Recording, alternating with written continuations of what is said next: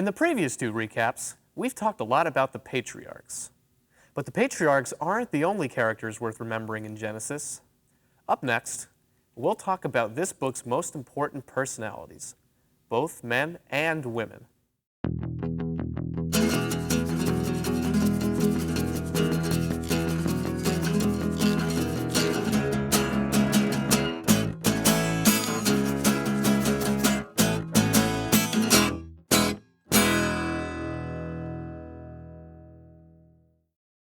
We'll speed through the characters in the first 11 chapters of Genesis.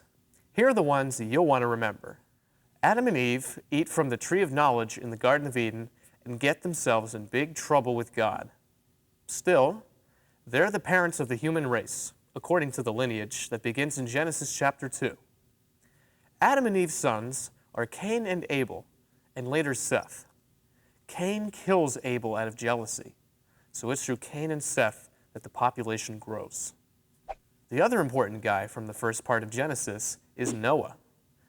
He's famous for being the one righteous man among many wicked. God tells Noah to build an ark.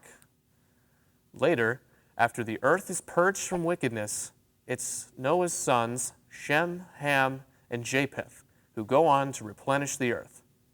Now for the patriarchs in the second half of Genesis. Remember that the patriarchs and God's promises go hand in hand in this book. Abram, who is renamed Abraham, is the first of the patriarchs. God promises him that his descendants will be numerous, but Abraham's wife, Sarah, is too old to have children. And yet, it's through Sarah that God's promise is fulfilled. In spite of her age, she gives birth to Isaac. Abraham also has a son, Ishmael, with Sarah's handmaiden, Hagar. Abraham is a good and faithful man.